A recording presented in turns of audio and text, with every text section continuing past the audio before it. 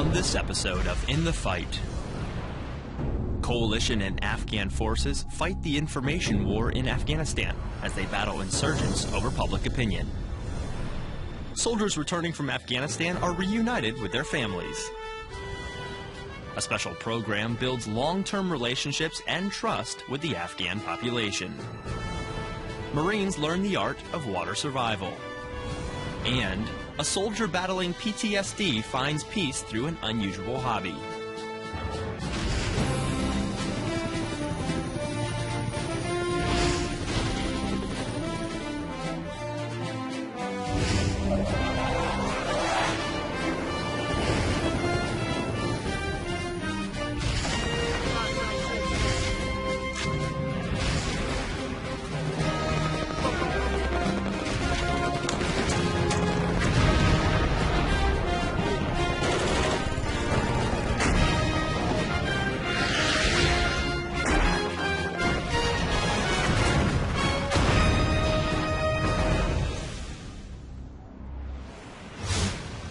There is a new war being fought by coalition and Afghan forces against the Taliban on the most unconventional of battlefields. NATO Channel correspondent Jake Tutman focuses on the information war in his report. It's the 11th of March 2013 at the Kandahar Media and Information Center, or KMIC, in southern Afghanistan. Last night, a coalition forces helicopter went down, killing the 5 ISAF troops on board. The KMIC are quick to release a statement on Twitter, stating that there was no enemy activity in the area and that the crash was down to bad weather. At the same time, the Taliban released a statement on their Twitter account, claiming that they shot down the helicopter. Colonel Richard McNaughton is a US advisor who worked alongside the Kandahar government to help establish the KMIC in 2010. This information was also posted on Facebook, and at this time a press release is being generated. And the purpose of getting this out early is to deny the enemy the propaganda effect of taking credit for a helicopter going down. Unable to compete with the Afghan and coalition forces on the actual battlefield, the insurgents now focus much of their efforts on the virtual one. Although both the KMIC and the Taliban have several thousand followers on Twitter, their primary objective is to get their message out to the journalists, who in turn feed the information to the mass population. Taliban is very, smart, and they are using the new technology. For example, they are tweeting, they are using Facebook, they are texting us, and they are sending emails. Anything happens, so they are the first to let the journalists know. With 18 million mobile phone subscriptions in Afghanistan, Taliban propaganda messages such as this one are easy to circulate. But with both the insurgents and the Afghan government embracing modern media, the information battleground is spread much wider. It becomes quite clear to both the reporters and the public when they read the information that comes out of here and the level of details that we put out regarding an event versus the messaging that the insurgents put out. The choice is quite clear in support of the government. The decision to combat Taliban propaganda in Kandahar by providing local and national press with quick, factual details whenever a situation arises has played a large part in helping to swing public opinion towards the government. But with the 2014 deadline for the transition of all security to the Afghan forces fast approaching and the presidential election in the same year, the battle for public opinion is now at its most critical. This is Jake Tutman reporting from Kandahar for the NATO Channel. The U.S. Army recently participated in Central Accord 13 to strengthen relationships with its African partners and ensure a more secure and stable Africa. Army broadcasting correspondent Gail McCabe talked to some of the service members who were involved in the exercise and brings us this story.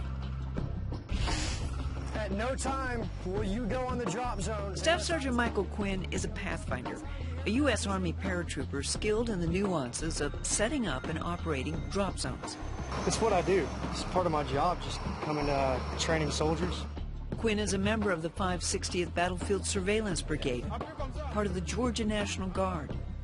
He's one of more than 170 U.S. military deployed to the Republic of Cameroon for Exercise Central Accord, a joint multinational training event in Central West Africa.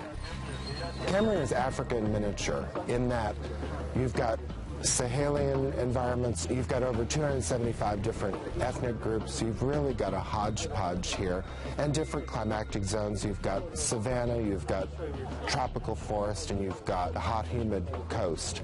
In terms of our military cooperation, only Morocco and Senegal have more developed cooperation programs, and it seems that we've been able to develop a very strong partnership with the Cameroonians, especially in the maritime domain, but increasingly we're doing things army to army, and I think it shows how capable they are and how much we can do together. Central Accord is a teaching platform where the military has shown new concepts, alternatives they can adapt to their needs and resources. They also learn some tactics from us, but more we learn from them. It's a VS-17 panel. They use it for signaling. The principles of pathfinding are survey, mark, and communicate. The students are primarily airborne, Army, Navy, Air Force. They come from Cameroon and several of the neighboring nations. They are very serious about improving their skills. Started out a little rough in the classroom, but once you actually get out here and start doing it like hands-on, and actually being able to see what happened and how it all fits together on a big scale, it clicks. Exercise Central Accord is 2 weeks where military skills are measured from the ground up. Gail McCabe, Cameroon. Seeing family members reunited can't help but bring a smile to your face, as soldiers from the 2nd Brigade Combat Team, 3rd Infantry Division returned home from a 9-month-long deployment. Army Sergeant Stephen Dornbos files his report. 2nd Brigade Rear Detachment leaders wait to give a warm homecoming to these soldiers returning from Afghanistan. The 2-3 Brigade Troops Battalion finished their mission as a Security Force Advise and Assist Team, or SFAT. The wait was a short one.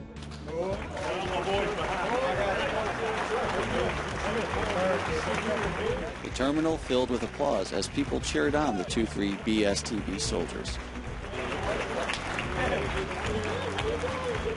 Major Charles Gray, the 2-3 BSTB executive officer, shares his thoughts on the occasion. Being back is awesome, you know, and it's this is an incredible day because you're coming back, you're going to see your family again for the first time, and I know everybody here on our end is excited. I know our families are getting together over at Fort Stewart right now, so as we get on the bus and we head that way. At last, the soldiers have arrived. Okay, is everybody ready?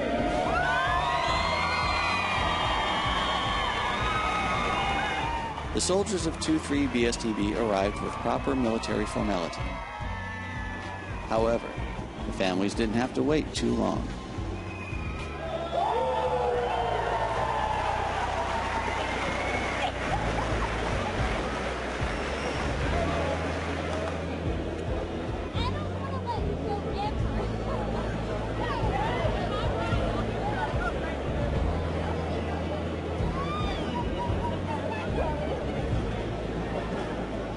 The brief ceremony concluded with a large blend of reunions between soldiers and their wives, husbands, daughters, sons, and so on. There were hugs, kisses, and joyful tears after 9 months of separation. Reporting for the 2nd Brigade Combat Team, I'm Sergeant Stephen Dornbos.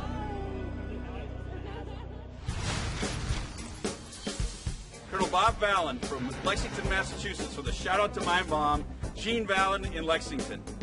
Happy Mother's Day, Mom, from Bagram, Afghanistan. Hey, this is Specialist James Sutton in Green 6 SFAT with 189 Cav in Paktika Province, Afghanistan. Just like to give a shout out to my wife, Michelle, and my daughters, Jocelyn, Jalen, and Madeline. I love you. I'll see you girls soon. Hi, this is Specialist Danielle Garcia. I'm at Bob Rushmore, attached to Charlie Troop 189. I'm on the FET team. I'd like to give a shout out to my mother for Happy Mother's Day, and it's her birthday. I love you, Mom. Coming up, a special program builds long-term relationships and trust with the Afghan population. And Marines learn the art of water survival. Check out DividsHub.net for the latest accurate and reliable information as In the Fight continues. Which of the following is not a core value of the Marine Corps? The answer when we return. With the new Military 24/7 app from Divots, you turn your favorite mobile device into a window to the front lines. Connect with your nation's finest men and women through our video and photography archives and stay up to date with news reported directly from service members. Quickly share information and breaking stories with friends via Facebook, Twitter, or email. News, photos, video. Your military 24/7. From combat-related stress to the day-to-day stressors of life. This package is going to be completed. This is the 4th time this week. Stress can affect every Marine and Marine family. The De-Stress Line provides anonymous counseling for Marines and Marine families when it's needed most. If you're feeling the effects of stress, call today and let us help you win your personal battles.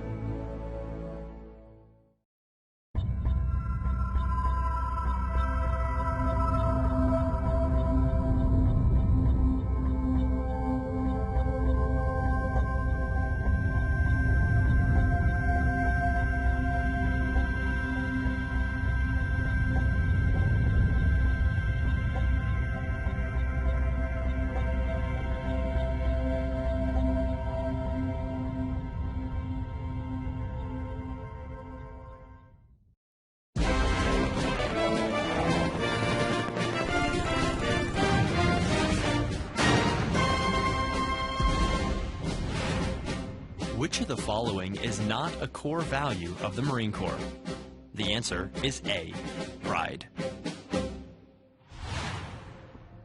The U.S. military is continuing to build long-term relationships and trust with the Afghan government and population through a special program called Afghan Hands. Marine Staff Sergeant Jason Price gives us a look at this language and cultural immersion initiative and files this report. What may look like an average night out with friends is in reality an important training mission. These military members serving as Afghan Hands have been in Afghanistan for about a week and are in one of the final stages of their integration course. So the field trip is an opportunity for 4 or 5 students to link up with a couple of Afghans who we're comfortable with, who can act as a guide and kind of translate if they need to, but more just, I don't know, grease the skids as we're going out into the community. So it's pretty cool. So we left here, everybody's wearing civilian clothes. As you can see, I've got some traditional ladies' Afghan attire on. Pretty excited about that. And we went to a really nice restaurant. This is more than just going out and having lunch and a meeting. It was a lot of the hands will be conducting meetings not on a FOB or a base. So the security of the movement and the logistics of the movement from the secure area out to where the meeting is conducted is important. Afghan Hands help bridge cultural and language gaps between Afghans and coalition forces. To practice arranging meetings off base, they arrange field trips to local restaurants, which involves coordinating with the Afghan government and police. And the food was absolutely magnificent. To really be here and have the authentic cooks, serving their authentic food was just phenomenal. We were in good company. We got to practice our Dari, and the folks who speak Pashto got to speak Pashto. It's all part of training that will help prepare them for assignments throughout Afghanistan. If you get an opportunity to get on board with the program, or any hands program, I think it's a fantastic opportunity to really make a difference. The way they help make a difference is by becoming a vital connection between Afghans and coalition forces to help accomplish assigned missions. Marine Staff Sergeant Jason Price, Kabul, Afghanistan. Marines are amphibious by nature, and at the Marine Corps Water Survival School, they are taught how to master the water. Marine Private First Class John Tucker shows us how Marines learn the art of water survival. At boot camp, every recruit is required to know how to swim before receiving their Eagle Globe and Anchor. But it isn't about swimming. It's about surviving in an aquatic environment. The Marine Corps Water Survival School is where Marines endure the extensive and exhausting 15-day course to become Marine Corps instructors of water survival. The course here, it's tough. It's definitely one of the most physically and mentally demanding courses that I've been to in the Marine Corps. Between mile-long swims and demanding exercises, the course is designed to allow little recovery time. Marines start the course learning the basics, and they have to catch on quick. Soon they begin rescues and advanced life-saving techniques. In order to make the training as real as possible, Marines must act like panicked drowning victims, struggling with their rescuer and taking him underwater. The rescuer must fight the Marine off, calm him down, then drag him to safety. It's just not fun. I mean, I like to be in control of what's going on when I'm doing something. And when you're the victim, you have no control. It's all, can your buddy get you across the pool and keep your head above water? While it may be chaotic, it's still safe. Instructors stand by all sides of the pool. Rescue equipment never more than a quick reach away. In our environment, it being controlled, it being as safe as it is, we're able to take the Marines out of their comfort zone, still keep it safe, show realistic training, and it's in keeping with the Commandant's intent of kind of going back to our amphibious roots. After 2 weeks of honing their skills in the pool, the Marines take to the beach. They perform various rescues, with and without equipment, all while fighting the waves, current, and water temperatures down to 50 degrees. It was cold, very cold. It actually felt better to be in the water than standing on the beach getting ready to go. Marines spend the final week testing, demonstrating their new skills in the water and knowledge in the classroom. The Marines walk away from this course with more than just a pair of khaki short shorts. After giving all of themselves to the water for 3 straight weeks, they have earned something.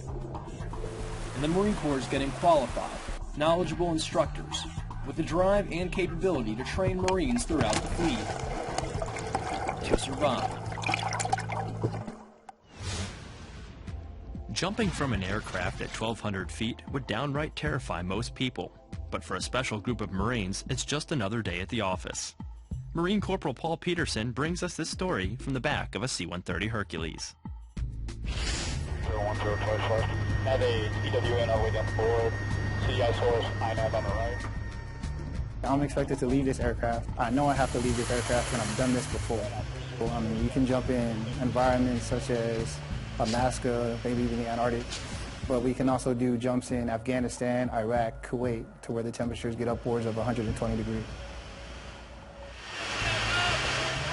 Honestly, I'm afraid of heights, but something that I normally do is I crack a little joke that helps you defy human nature.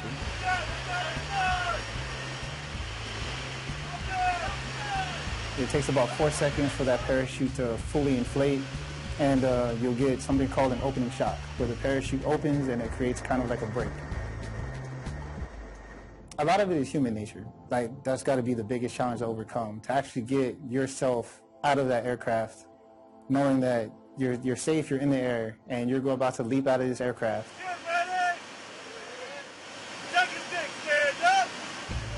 Trusting another person that they did their job correctly, and also trust yourself that if something does go wrong, you still have to go through the emergency procedure. You have to go back to that training and know that, hey, I'm falling, I'm afraid, something went wrong, I need to overcome that fear. So training is probably the most important thing that we do in this paraloft.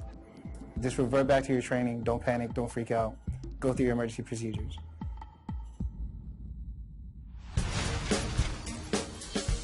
Hi, this is First Lieutenant Jake Matthews, the Green 6, 5 Rushmore, Pactica. I'd like to give a shout out to my mom, dad, sisters, Megan, my girlfriend, and her sister, Sarah.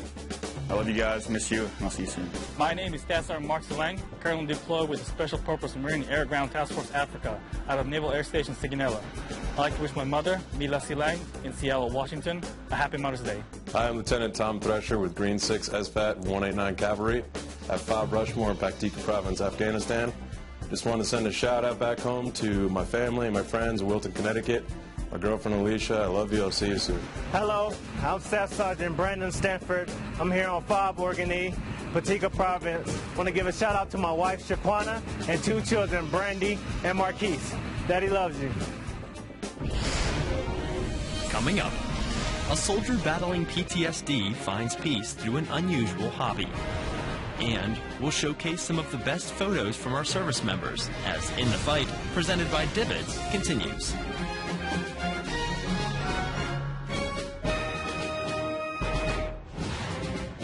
The Department of Veterans Affairs was created in what year? The answer when we return.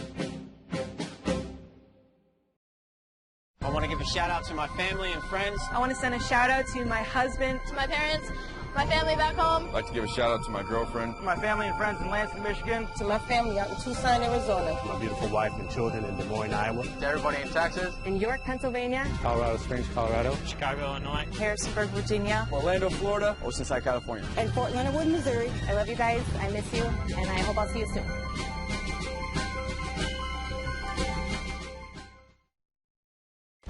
The environment is my passion. Every day, I live for the outdoors and all of its challenges. That's why I enlisted in the Coast Guard. Now, I serve to protect the environment and defend my country.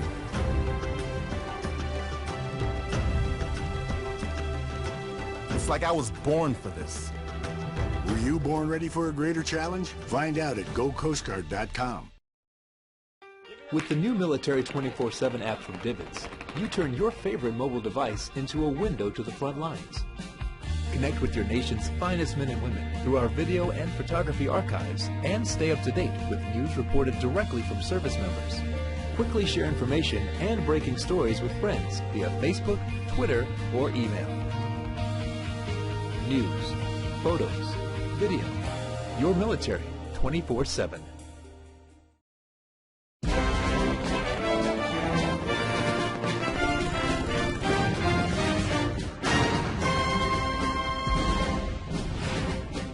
The Department of Veterans Affairs was created in what year? The answer is D, 1988. Help can come in many forms, some of them smaller and stranger sounding than you might expect. Army Sergeant Brian Spradlin introduces us to a soldier who is finding peace through an unusual hobby. There's, let's see, a little egg-sucking leech, there's a woolly bugger, there's a royal coachman, there's egg-sucking leech. It's not exactly the most comforting sounding thing in the world, but for Specialist Todd Golden, it means relaxation. The Washington National Guardsman is tying flies, the handmade lures used in fly fishing, as part of Project Healing Waters, a national program that provides fly fishing and tying to veterans, as a way to help them learn skills and recover from scars, both visible and hidden. For Specialist Golden, the task of tying flies provides him a relief from the effects of his post-traumatic stress disorder. It gives me something that sometimes when I start having anxiety issues or whatever, I can focus on it to the point where I tune everything else out around me.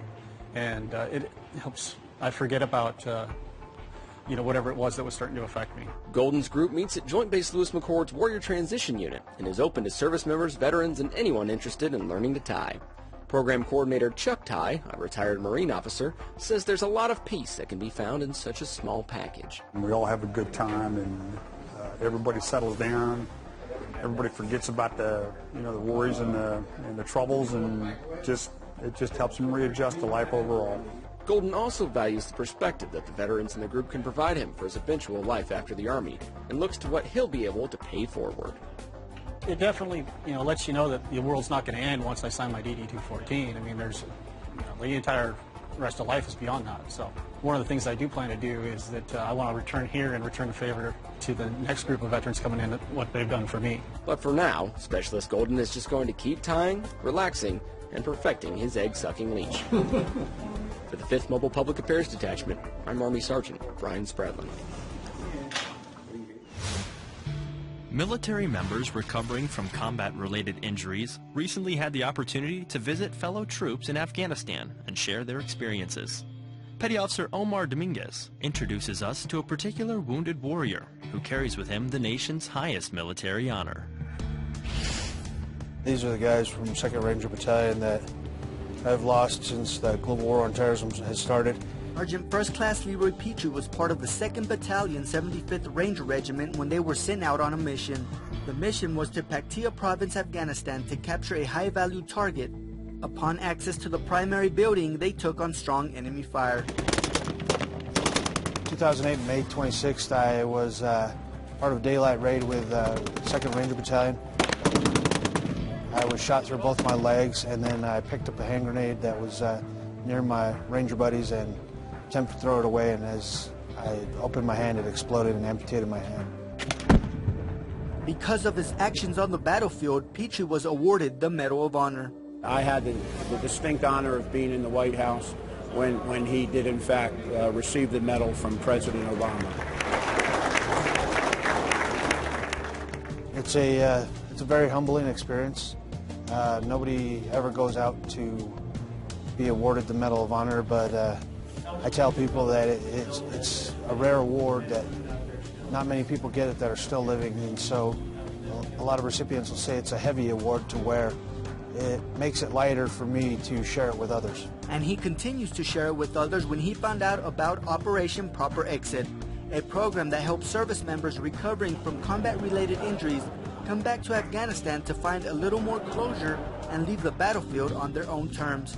They're all a great bunch of guys. Some of them a little timid at first, not really interacting that well until they got to know us. And everyone's starting to come out of their shell, and we've become really close.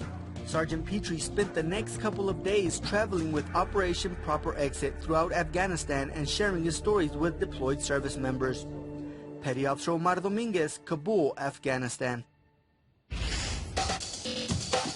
DVIDS is a 24/7 operation that provides a timely, accurate, and reliable connection between the media and the military serving worldwide. Through a network of over 200 portable satellite transmitters around the globe and a distribution hub in Atlanta, Georgia, DVIDS gives you access to the front lines with live and archived broadcast video, still imagery, and print products. Visit our website at dividshub.net and search through our enormous video and photo library.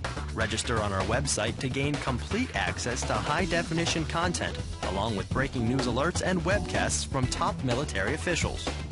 For questions or comments about In the Fight or DVIDS, you can email us at ondemand@dividshub.net or follow us on Twitter and Facebook.